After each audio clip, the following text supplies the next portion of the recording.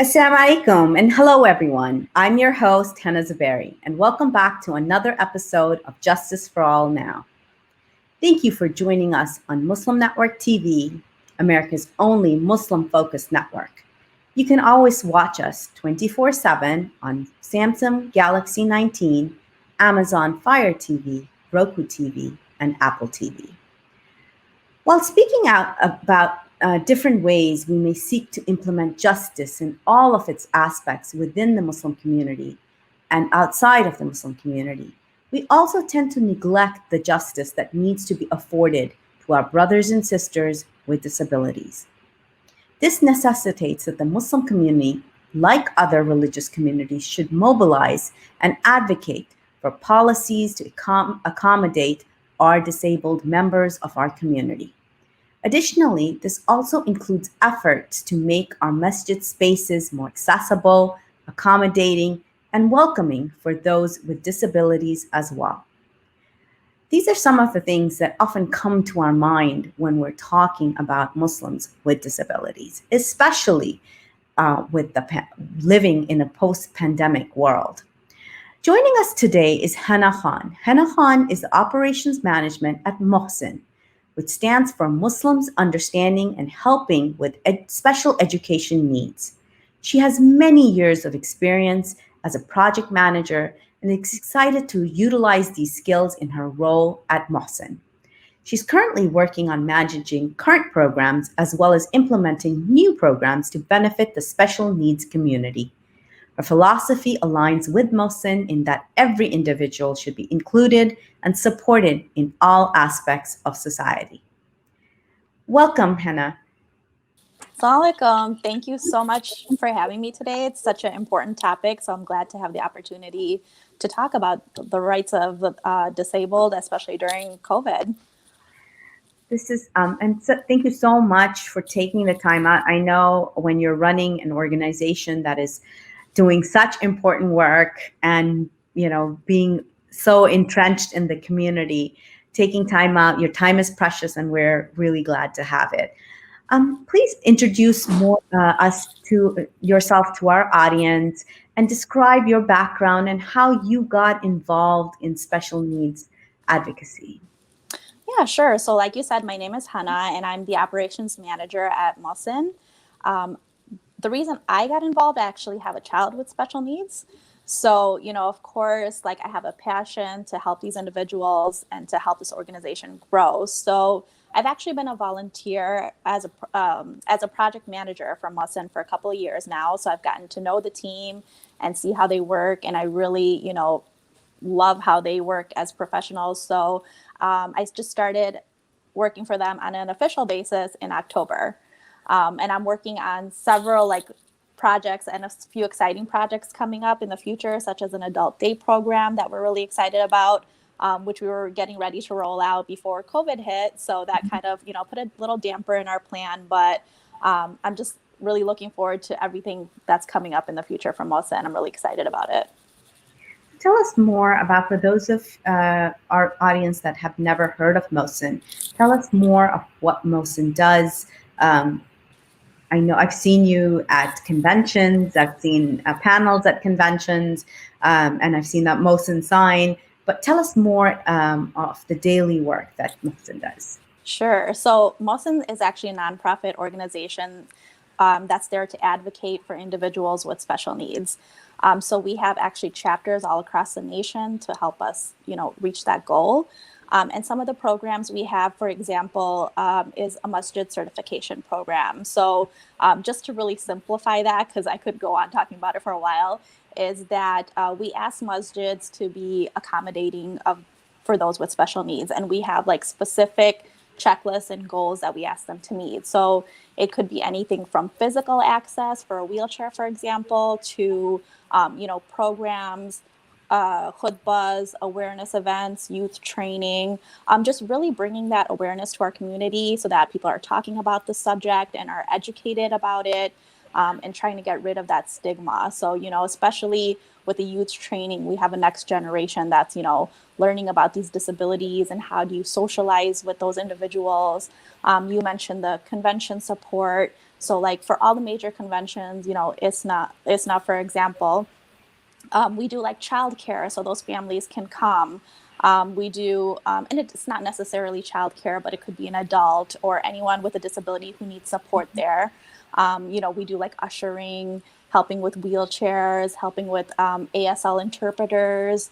So those are different convention supports. And then we do Mohsen Umrah, which is the first of its kind. And I know that brings a smile to everyone's face. The first of its kind to support families who have someone with an disability to go to Umrah. So those families have a one-to-one volunteer for 8 hours a day while they're there, so that they can do their worship too, instead of just taking care of the individual with special needs. So it's kind of their support, and I'm sure you can imagine the logistics that go into that kind of planning, to have special buses and different accommodations like that. So we're like the first group that actually really accommodates for each of those individual needs. We have weekend schools for children to get Islamic education. So if you can imagine, before that, teachers are not trained and equipped to give an Islamic education to these children. So we have trained teachers. They have TAs that work one-on-one with these kids in the classroom to get Islamic education. They all go to do wudu in the bathroom, and they go to prayer, and they learn Arabic alphabet, everything. So and that's all our curriculum that's designed in-house as well. So those are a few of the programs that we do. That's kind of, and like I said, we're growing into doing adult day program and a few other exciting projects coming up as well. That's so beautiful about the Sunday school program. I used to be a Sunday school principal for years, and I remember in our masjid, we did have a young boy with autism, and his mom brought him in with his other siblings, and that was one thing that we tried. Even then, this was like 15 years ago, to try to be as inclusive as possible. And it was just such a joy to have him there.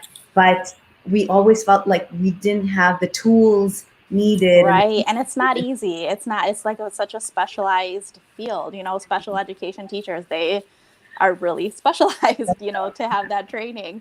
But alhamdulillah to you guys for trying. That's so great. And I'm sure you did a fantastic job. And it's just so, you could see how much that you benefited from having them there too. As much as they benefit from coming to school, it's like your interactions with them, I'm sure, has changed you as a person as well. Exactly. Well, I think we have a video featuring Mohsen's work that we'd like to show. Sure. And then we'll carry on the conversation.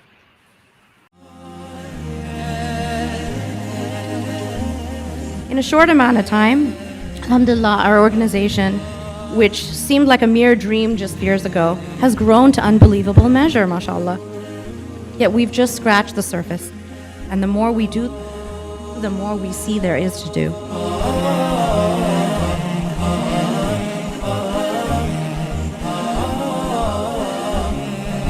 Part of the masjid certification program is not just making sure there's an elevator or a ramp for our people with special needs.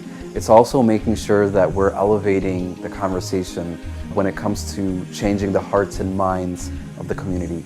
Open the doors to the masjid, not just physically, but spiritually, emotionally, and everything in between. It meant the world to them. Now, alhamdulillah, we're definitely armed with some amazing khatibs who have helped us out to be able to give those khutbahs and affect people. That welcomingness is there right from the door to the minbar.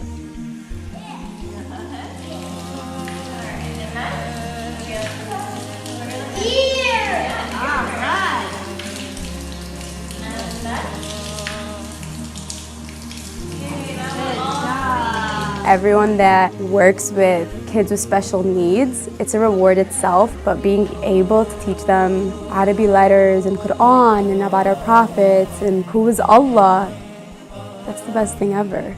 We'll get messages from parents like, oh, he said alhamdulillah, he's praying with his siblings, he's praying with his dad. To be involved in the Mohsen Weekend School program itself is commitment. But you also have to be passionate and you have to love it because you're coming every week to work with these kids and these kids know that we care about them. It's just so beautiful seeing a community come together for these kids, because they truly deserve it. I just feel really blessed and honored to be in the company of these families that are so strong. The idea of just relieving these families and providing support so they can pray in the most blessed places on earth, knowing that their children are in the hands of volunteers that understand their needs.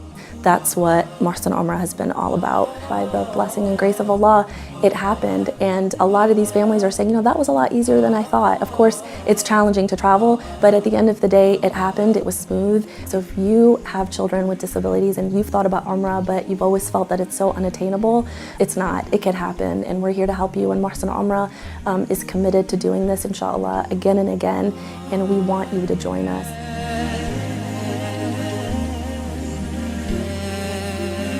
I walk because I support people with special needs. Team Mohsen has officially been named the top team with the largest number of walkers.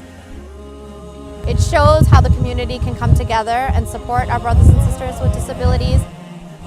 Having a disability should not be a stigma. It should not be a reason for these families to stay at home and stay quiet. We want to show that we support them. As a community, we want people to come out, and we want people to be aware that there are others here who support them. Respite is a period of rest or relief.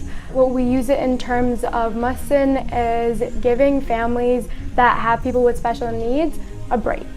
A couple months ago was Ramadan, and I got so many respite requests for families that had said that since we had a child that had a disability, I haven't entered the masjid.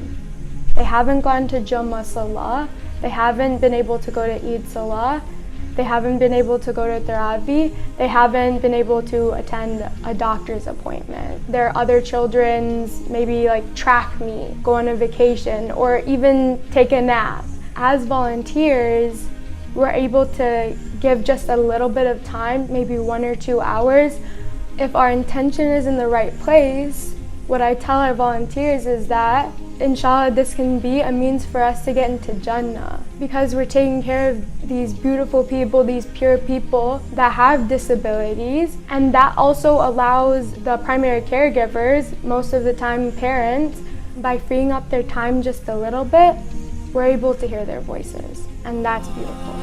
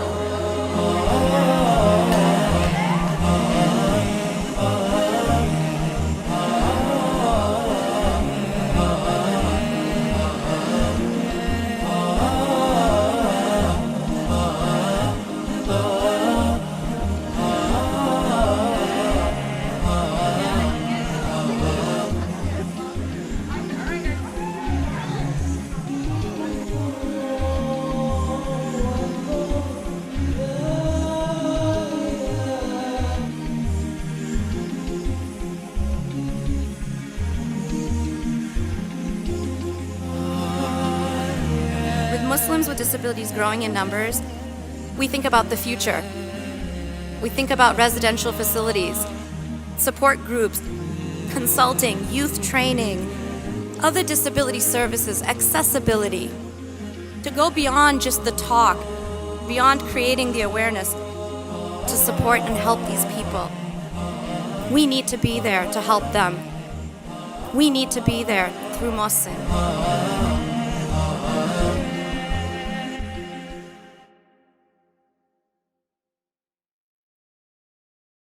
SubhanAllah, that is just, I just feel like that's Jannah work. I love working here. Alhamdulillah. Yeah. And we talk a lot about a lot of injustices on this show because we do a lot of anti-genocide work and stopping atrocities across the world, war, anti-war. And then this is something, and a lot of that seems so out of our reach. We don't know if we can, what we're doing is helping others, or how, you know, and it's a very long, that fight is a very long fight as well. But alhamdulillah, the work that you're doing, at least, you know, to be able to see the impact of your work in a smile of a child's face is, subhanallah, that is such a blessing. So kudos to all of you on that, mashallah. Thank you. And my question was that, you know, with the pandemic, the lives have been impacted across the world, but many tend to overlook the added difficulties that our sisters and brothers with disabilities face in such an upheaval of their normal schedule. For many children with disabilities face this change is hard to process and continues to be hard to process. Wearing a mask can be a serious challenge. So what sort of difficulties do you think people with disabilities face in this pandemic that others overlook? Yeah, that's a great question. So, I mean, if you can think of all the challenges that we are facing as, you know, typical able-bodied individuals, everything is just magnified greatly for those individuals with, you know, special needs. The lack of structure is really huge. You know, these individuals, they really rely on that structure for their day-to-day life. I mean, you know, it gives them their purpose. It really grounds them. And I know just for us, having a lack of schedule can be just so disorienting and kind of throw us off. But at least, you know, we kind of can comprehend what's going on and try to, you know, bring ourselves back together. Whereas especially children with special needs who have a hard time with comprehension or that higher level abstract thinking skills where it's like, you know, there's this disease and that's the reason we can't go out and we don't know what's going to happen. That's a really difficult concept to grasp. I think even for typical kids, but, you know, this is all, again, magnified for, you know, children who, you know, struggle so much with comprehension of what's going on in their day. And that structure is really, like I said, what gets them from one activity to another. Like I wake up, I get dressed, I go to school, and that's what gives them purpose. Like every day they have to do that same structure. So to take that away from them is really disorienting. And, you know, same thing for adults too. Like there could have been a lot of adults who live independently and they get up and they go to either a job or they go to, you know, a day center. And a lot of that has been shut down now. So, you know, they're also stuck at home without this routine that, again, helped ground them, help regulate, you know, their bodies and their minds.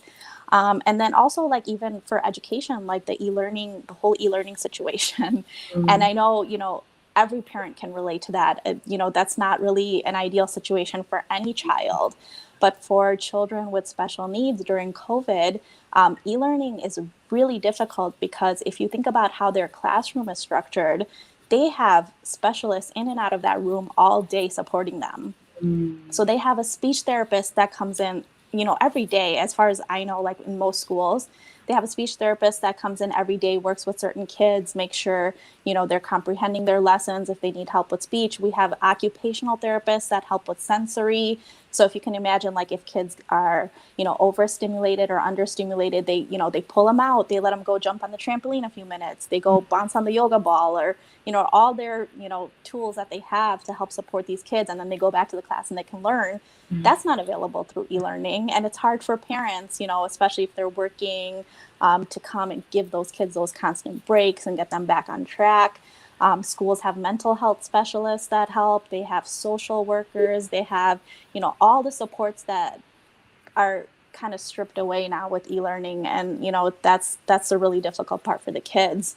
And then, like I mentioned, for adults, like if they were independent, if they did have jobs and were going out, now, you know, they feel compromised, like their health is compromised.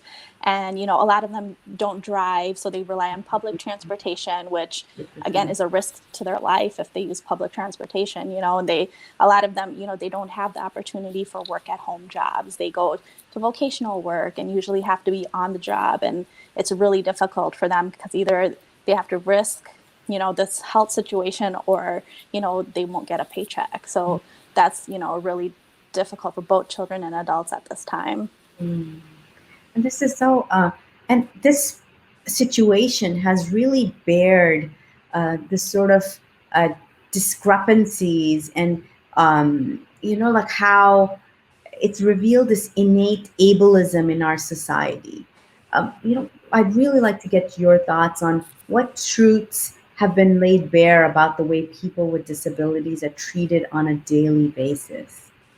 Yeah, so that ableism, like you said, is there. So for those people who are not familiar with that term, ableism is just discrimination in favor of able-bodied people. So, for example, when the government is making their policies or procedures regarding COVID, they're favoring able-bodied people because they're not taking into consideration, the thoughts and the challenges of those individuals with special needs. So, well, let me just rewind for a second because some people might be saying, well, so what? It might be the small population. So I actually just pulled the numbers from CDC just yesterday, so I could have like the most updated numbers. So actually 26% of the population is affected with a disability. And that's 61 million people in the United States. That's 1 in 4. So 1 in 4 is a huge number. And so that itself shows that this demographic needs to be accounted for when making any kind of decisions or policies. And we see, we don't see that happening very much. Even like how I just mentioned with the e-learning, that's not taking into account disabled children when they come up with these policies. Or like there's a few companies, for example, that have like those special shopping hours for people who are disabled or seniors. And that's really great, and that's I applaud those companies that have like the foresight to like think of those individuals, but it's only a handful. And when you think of 1 in 4 people are affected, there should be a huge amount of companies taking the stance of we need to give special hours, we need to protect these individuals, which we don't really see happening. And when you put it that way, 1 in 4, see, that is something that is hard to ignore. But Exactly. the majority of people think, oh, it's just a time, because is that because a lot of times there's this invisibility to Exactly. Can you talk about that a little bit more? Yeah, I mean, you just kind of nailed that. And that's exactly why I had to like pull and mention that statistic, because I just know people have that mindset of invisibility when it comes to disabilities. It's because maybe you don't know someone personally in your family or may not have run into it very much. And, people with disabilities, it's not like they're out and about so much and everything, even in the Muslim community, it's hard for them to go to the masjid, go to events. So people think that just because they're not there and they're not present, that they don't exist. And it's just completely the opposite. They exist just inside their home. So that's the same thing. I think that's kind of like a universal issue with disabilities, is that, it's hard for them to get out. It's hard to go to events and socialize and things like that. So people don't know that they're there, and it's easy to become invisible in that case. Let's talk about the Muslim community a little bit.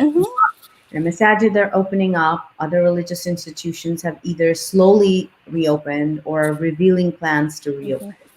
But there's not, these plans do not provide resources for Muslims with disabilities who either can't leave their houses or don't have the proper support in these institutions in the first place. So do you have any commentary to offer on how our religious institutions need to change to accommodate our sisters and brothers with disabilities? Yeah, so, well, we definitely all know that space is limited with the reopening. But what I would say to that is that if space is limited and you're allocating, a certain amount of spots for male and female, then allocate a few spots for, those with disabilities, like, a wheelchair spot, accommodation, something like that. So, just as an example, like if you have 50 spots, save 2 for a wheelchair, do that accommodation, save that spot, make sure it's accessible.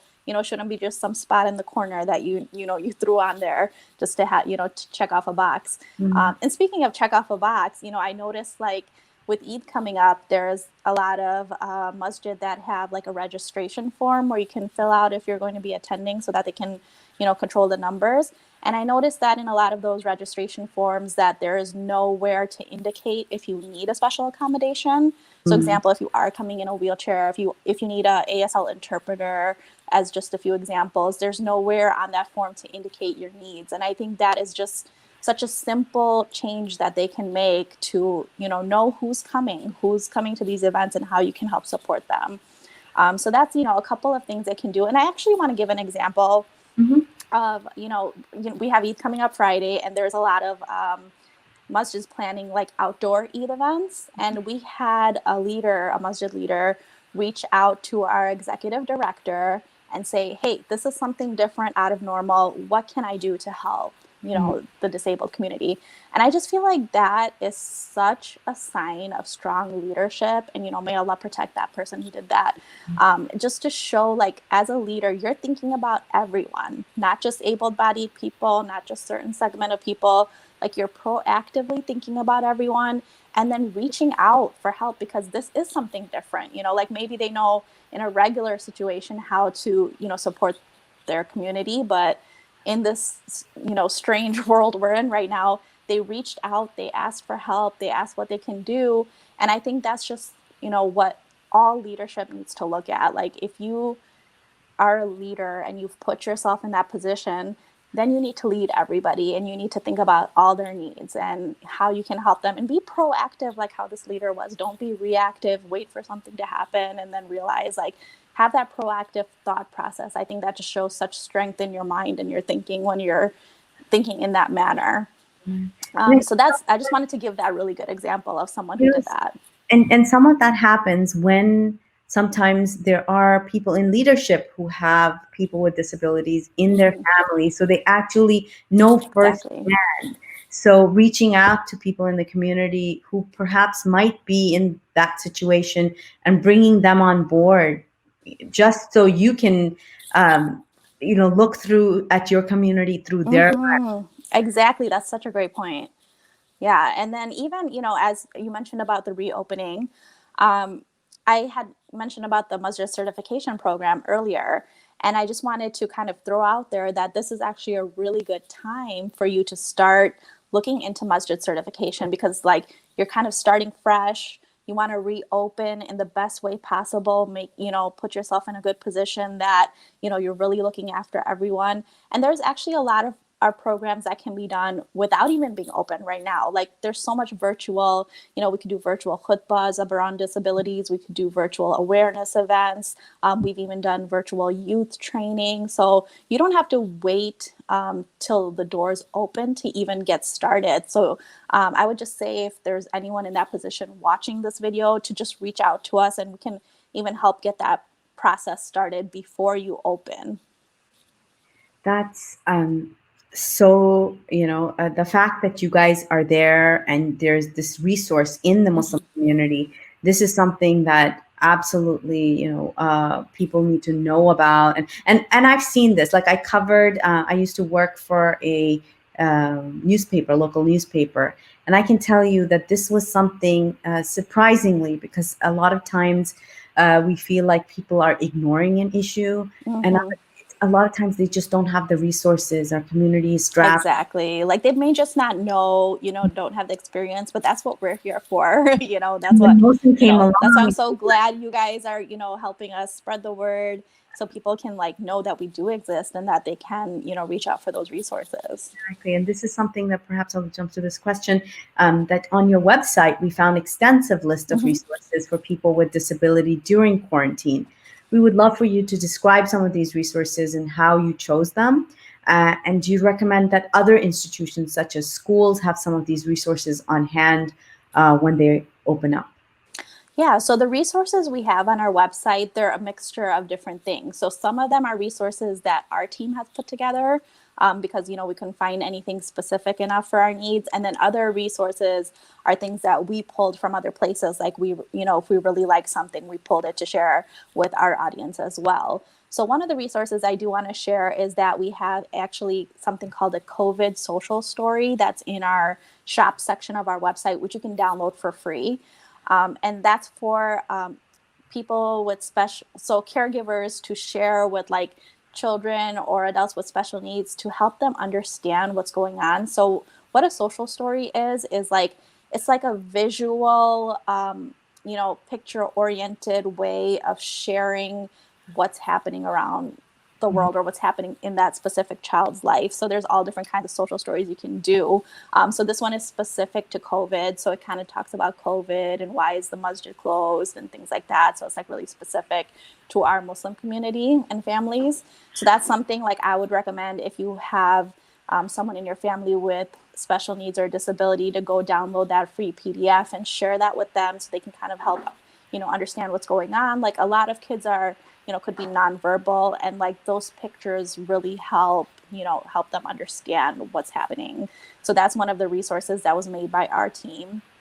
And then as far as like schools and other organizations, I know a lot of them have their own resources which are specific to them. So, it's not like really a one size fits all. We just kind of picked out the best resources for us. Yep, there you go. It's right up there. That COVID social story right there. That is a free download that they can take. But yeah, so like I said, schools will have resources that are school related, and then we have resources that are more family related. So it's kind of, just it's supposed to be like a temporary help for people to kind of get through this time, which hopefully won't last too much longer. So yeah, that's what we've got there. No, that is, thank you for putting that together. And that's the great thing about having parents who have kids with special needs be making these resources, because you know what is needed. And so thank you for putting, your experiences to work. When we look at all these different elements, especially as we move forward and things are going through lockdown and then they plan to open up again, what would you, if you had the ear of your local mayor or your local city council or other institution, what would you say to them to make sure that both quarantine plans and reopening plans properly account for people with disabilities? What alternatives would you give to the plans that are already in place? Well, one big thing I would say is like, for local government or organizations or boards, you have to have someone with special needs on your board while you're making these decisions. Again, like I said, 1 in 4, I'm just going to keep saying that because it's a huge population. You should at least have one person representing on your board so when you're having these discussions and when you're discussing these policies, that person should have a voice and, give, like I said, the view from the lens of, disability. Like if I could just like think of an example off the top of my head, if you think about like public transportation policies, that's going to look really different if you have someone like, for example, who uses a wheelchair on your board. They're going to have like a very different viewpoint on what the policy should be versus just an able-bodied person. So I think if you don't have that voice on your board, on your local government, you're really missing out on, a whole demographic and like what their viewpoints would be when you're making these really big decisions. Same would be in the school board. So for example, now we have like all these reopening plans that are coming out, and you can really tell the difference between a school board that has a special needs committee versus ones that don't. I mean, it's clear who has that voice in that room and who doesn't. So, a special needs committee for school is like vital. Like they should have, the special ed teachers should be in that room making a decision. The therapists that are in and out of the class, even parents of special needs kids can be part of that committee. But if the school board is just making these educational decisions without that voice there, they're really doing a disservice to those children. They really need to have the variety of voices, speaking on their behalf for special needs kids. So, like I said, it's crystal clear when the plans come out who, consulted with someone with special needs or, experience with special needs and which schools didn't. So I think, that's what I would say is, although I'm not an expert in policy and I wouldn't have, an opinion on that, I would say you should have someone there with a disability who is an expert and can help guide the conversation. Yeah. Then, I when I think of the steps that have been taken since Mohsen started and since awareness has been raised about disabilities, um, and then I think of what the pandemic has done uh, to roll some of those steps back. What is the game plan now to um, sort of make up for this time, or are you guys using this time to plan post Mhm. pandemic events, or it's been I can as I work for a nonprofit, I know what a disaster it has been for all of us here at Justice for All. I can just only imagine what it's like to be, yeah, but it's also been a blessing in some ways because we've Yeah. been able to be nimble and find other ways to work with our impacted communities. Yeah, we have to be very creative these days.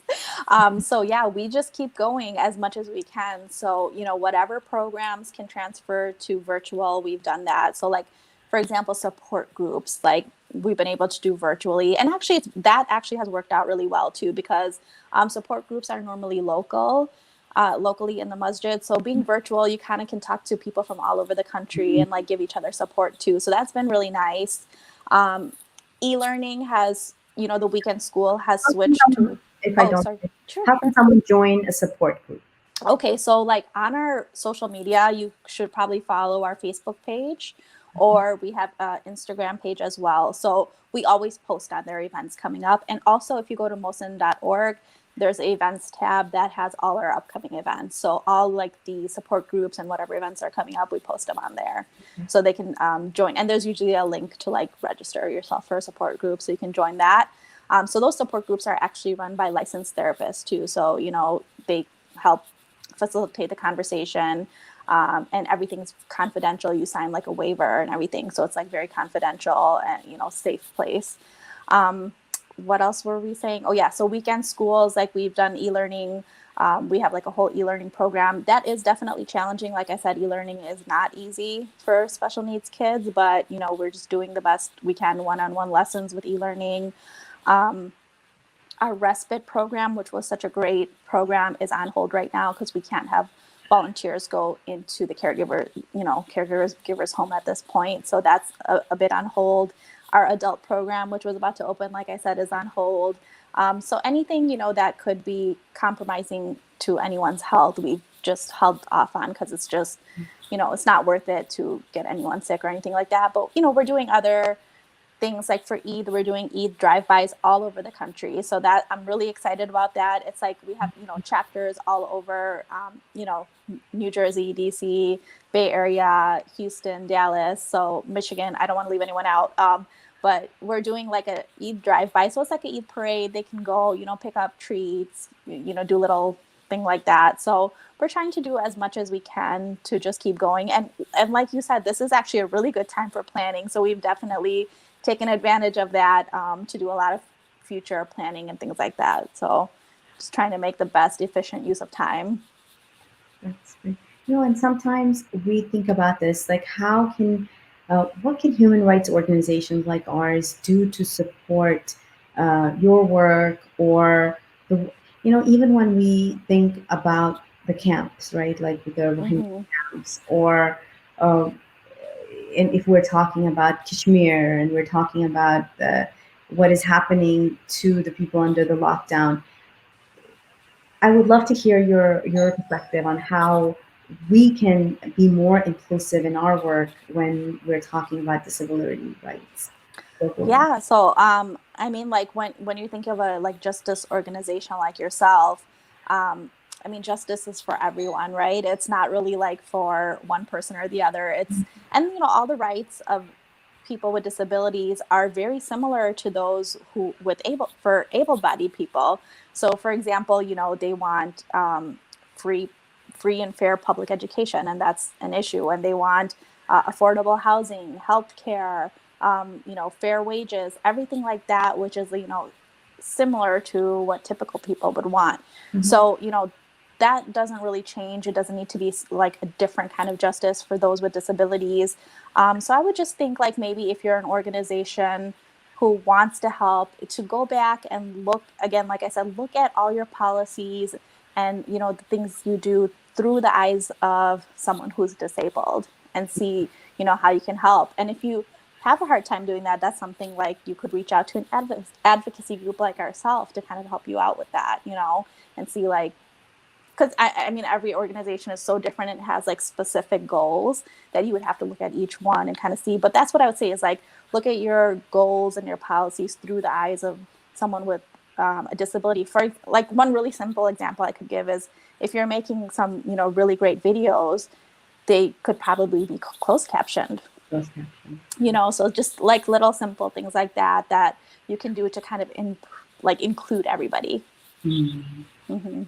Now the election is coming up, and this is something that one of the things that a lot of times when we are talking to our candidates, our local folks that are running for office or even running for president, those are some things that a lot of times we again forget the kids with special needs. We forget our brothers and sisters with disabilities. So those are some things that I really wanted to highlight, especially to our audience right now. Like if you are looking at candidates who are running to vote, these are some of the things that perhaps you should be asking as well. What are their stances on disability? Great point. Yeah. Exactly. It's still illegal it's still legal for disabled people to earn pennies on an hour thanks to a loophole in the Fair Label Standards Act. This is something that we don't even know. I mean, if I get paid $1 for stacking, shelving books in a library, why do disabled people get paid pennies? This is something, and this needs to be changed. There are other, asset limitations and work requirements to programs that help people with disabilities. But a lot of times those are sort of shoved aside, especially during the economic downturn. So are there anything else that you would like to tell us to keep our eyes out on as November comes up?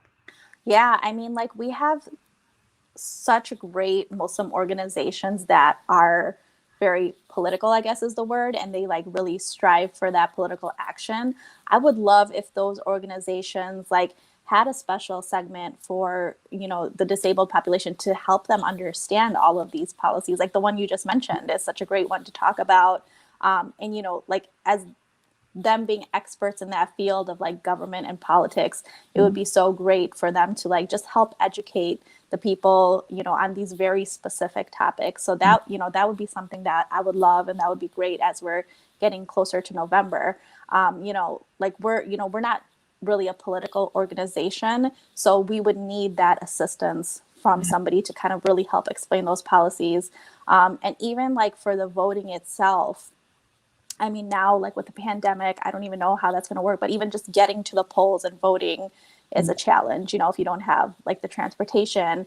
And now, hopefully they'll do a lot of in-home voting, but even just the knowledge of like how to request that in-home voting is, all things that we could and will be helping with as November gets closer. So, little tactical things like that. But as far as like the education and policies, I would love for, a Muslim organization to kind of, think about this perspective and, kind of help us educate on that. That would be really great. Teaching civil rights to... Exactly. And this is where I feel like it is needed for organizations to work together to sort of... We are a very small segment of the American, fabric.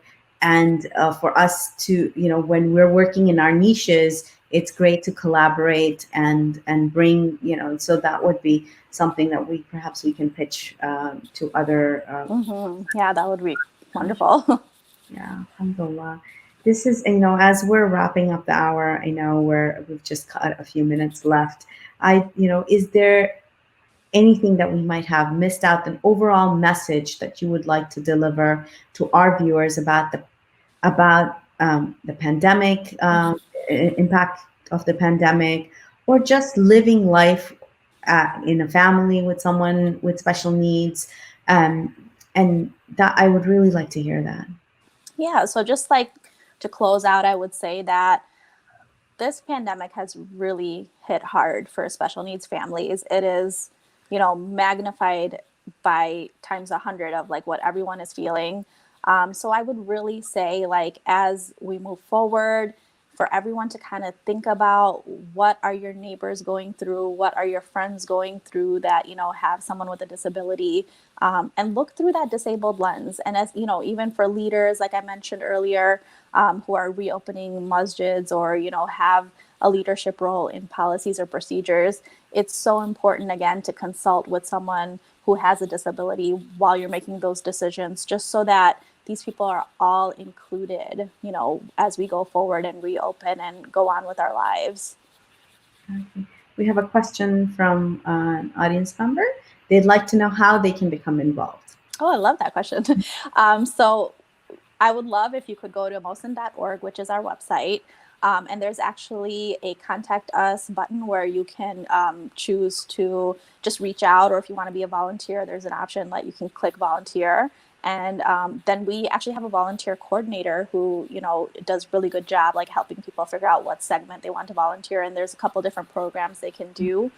So she'll reach out to you and kind of see where it would be a good fit.